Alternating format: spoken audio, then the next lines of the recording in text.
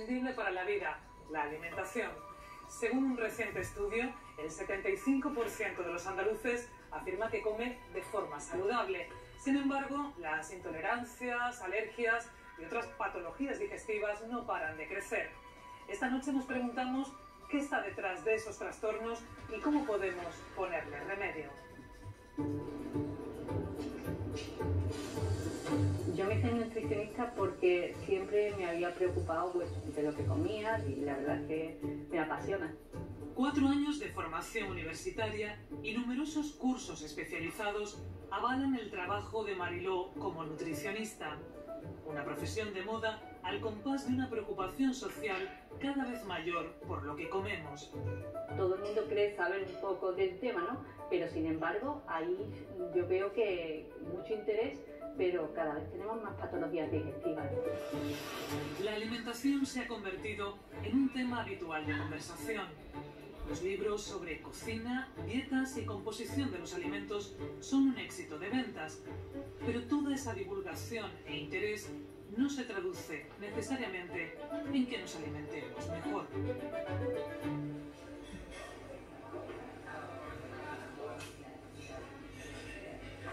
Yo creo que vivimos de la mentira de comer saludable y dicho está, por ejemplo, en Andalucía tenemos 1 de cada 5 andaluces tiene obesidad. Noelia lo ve a diario en su consulta. Pacientes con sobrepeso o patologías alimentarias convencidos de que comen de forma saludable. Una afirmación que secundan más del 73% de la población andaluza, según el barómetro del Centro de Estudios Andaluces. Muchas personas piensan, me dicen, yo como sano, porque el lunes en mi casa hay lentejas, el martes hay pescado, el miércoles hay verduras, el jueves hay... Entonces yo siempre le digo, no, es que verdura no puede haber solo el miércoles, verdura tiene que haber todos los días en cada una de las comidas, pero por las prisas, por diferentes cosas, no hacemos las cosas todo lo bien que deberíamos hacerlas. Nos acercamos con ella a los fogones para cocinar un prototipo de comida equilibrada. La mitad tendría que estar compuesta de verdura. El resto debería repartirse entre carbohidratos como el arroz, la pasta, el pan o la patata y proteína, preferentemente pescado, huevo o legumbres. Aquí tenemos lo que entenderíamos por un plato saludable. Tenemos el 50% de vegetales, tenemos las endivias, dentro con tomatito, tenemos pera también para fomentar la ingesta de fruta. El 25% sería la parte del carbohidrato, que vemos aquí la patata, y el otro 25% aproximadamente tenemos aquí un salmón a la crema de limón y diréis, ¿por qué lleva salsas, etcétera? Porque un plato saludable no tiene por qué ser un plato insípido, sin sabor, y podemos añadir salsas que sean saludables, como es este caso, y así completamos lo que es el plato. Tienes que comer sano, tienes que comer alimentos que te den muchas vitaminas, que sean potentes, que tengan mucha proteína, para que te puedas nutrir bien. A José Luis, su enfermedad le ha hecho entender la importancia de una buena alimentación. Desde hace 30 años padece de colitis ulcerosa, una patología inflamatoria intestinal que afecta al colon. Su origen es desconocido, no tiene cura y ataca por brotes. Si no se come bien, el sangrado y las constantes diarreas hacen que el paciente carezca de los nutrientes necesarios. Hay periodos que la enfermedad está muy activa, que nos está causando muchos problemas, y otros periodos en que la enfermedad está como dormida, remite y nos deja vivir. Y lo que sí podemos controlar es lo espaciado de esos brotes, lo espaciado del periodo de remisión sea lo más espaciado posible. Y en esto están los tratamientos, y en esto está la alimentación, en esto está la actividad física, en esto está el tratamiento psicológico. ¿Es una enfermedad vergonzante? Sí, sí lo es. Ese es otro gran problema y es nuestro caballo de batalla desde la asociación. El carácter escatológico que tiene la enfermedad a un chaval le cuesta muchísimo trabajo contarlo. Entre otras cosas, le cuesta trabajo contarlo, pero cuando llega a contarlo se encuentra con la poca empatía de la otra persona, que se lo toma a broma. Repercute en la vida personal y también en la laboral. Si resulta que el trabajador tiene que acudir muchas veces a citas médicas, se tienen que hacer pruebas, por ejemplo, de ecografía, colonoscopia, si tiene que acudir a ponerse un tratamiento biológico al hospital del día, ese tipo de asistencia, claro, en la empresa normalmente no cae bien y entonces el trabajador se ve marcado. Para nosotros es muy importante en ese tipo de aspectos tener la protección de la discapacidad. Por eso siempre, pero especialmente en patologías como esta, cuidar la salud mental es tan importante como mimar el aparato digestivo. Cómo se afronta ese diagnóstico, si lo acepto o si me genera frustración también en mi vida, y a partir de ahí cómo vamos readaptando, ¿no? Y reajustando nuestro día a día en cuanto a nuestra alimentación, nuestras rutinas, el salir fuera de casa, a nivel de relaciones sociales, cómo yo me estoy considerando todo eso que me está sucediendo en este momento. La relación entre mente y cuerpo a través de la alimentación es uno de los campos de estudio en los que está centrada Mercedes. Nos recuerda que no tenemos un solo cerebro, sino dos. Ese segundo cerebro se encuentra en el tracto gastrointestinal, que comienza en la boca y termina en el ano. Vamos a encontrar una extensa red de células nerviosas que están organizadas estructural y funcionalmente de forma muy similar a como lo están las células nerviosas que nos encontramos en el cerebro. Así que, literalmente, hay nervios en el estómago. La conexión entre ambos sistemas, el nervioso y el digestivo, va más allá. La conexión más rápida pues son las conexiones nerviosas. Por ejemplo, el nervio vago conecta directamente el cerebro con el intestino.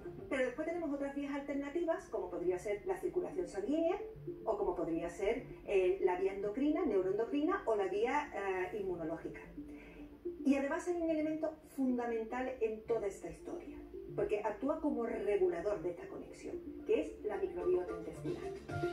La microbiota intestinal es el conjunto de microorganismos que hay en nuestro aparato digestivo. Se va desarrollando y cambiando a lo largo de la vida.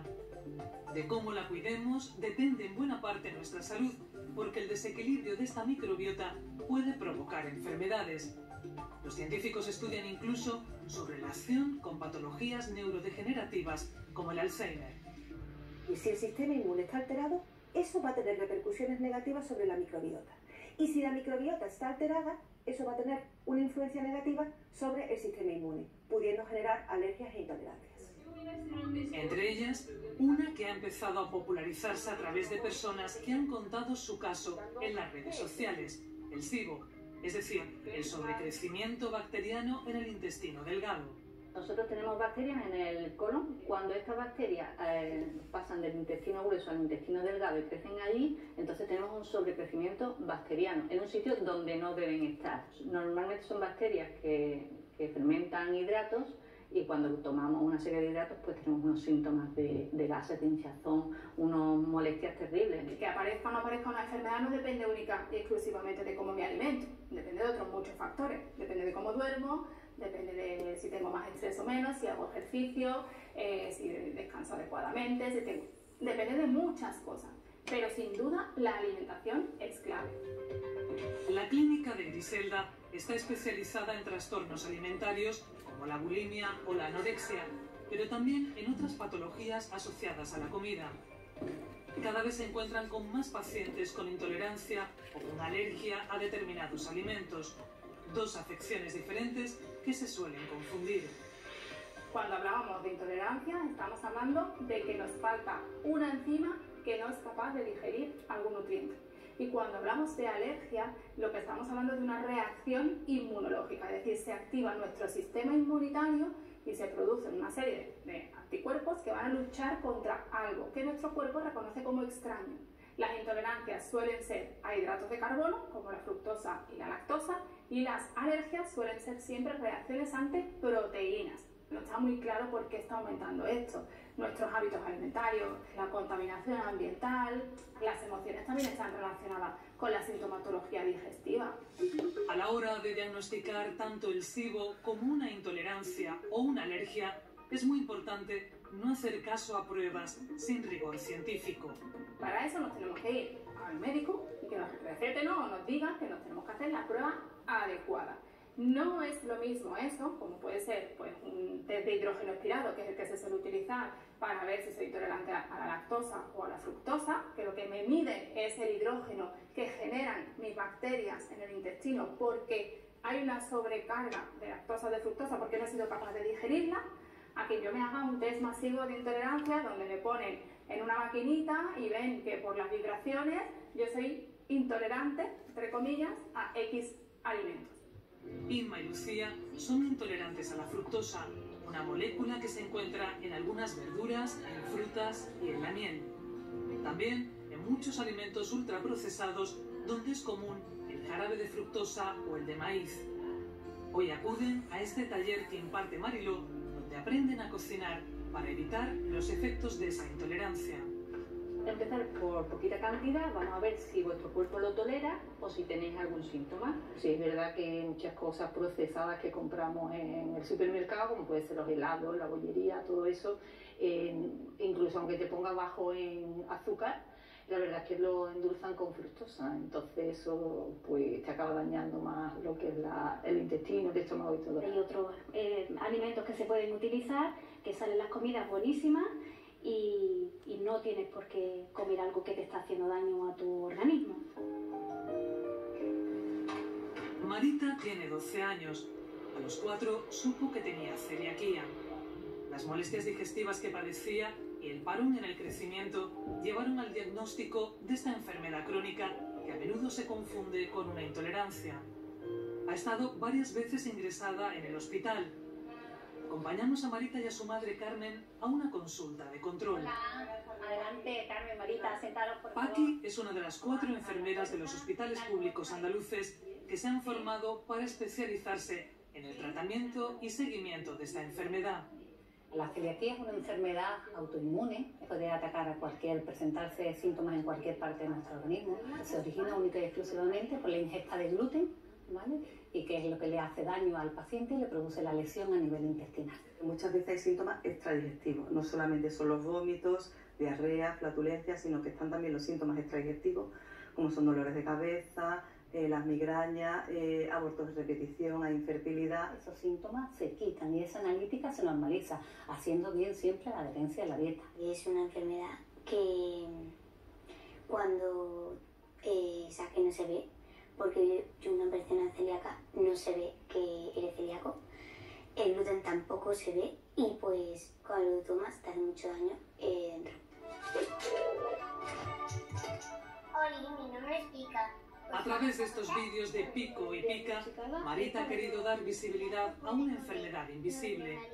El gluten es una proteína que se encuentra en la semilla de muchos cereales como el trigo, la cebada o el centeno. Un diagnóstico de celiaquía obliga a cambiar la alimentación a productos sin gluten y, por tanto, trastoca los hábitos de toda la familia. Yo quiero que mi hija y en mi casa se convivan con las dos partes, con gluten y sin gluten. Entonces en mi casa es verdad que, como en toda casa de celíaco, se es muy estricto, su comida está en una despensa aparte, su aceite es aparte, su sandwichera y su tostadora todos aparte.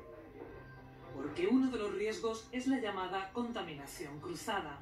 Muchas veces cuando van a la calle los celíacos, tú por ejemplo hay un plato de jamón, ¿no? Un plato de jamón es sin gluten, ¿vale? Pero llegan, te lo ponen en el restaurante y le ponen los picos encima. Ya te han puesto contacto cruzado, ya ese plato no lo pueden comer. La celiaquía complica la vida social y también la económica. Hacemos la prueba con Marita y con Carmen. Compran los mismos productos con y sin gluten y estos últimos disparan la factura casi al doble de precio. Por eso piden a las administraciones una ayuda que ahora no tienen para que esta enfermedad no se castigue en la cesta de la compra. Porque la alimentación es salud, nos puede ir la vida en ello.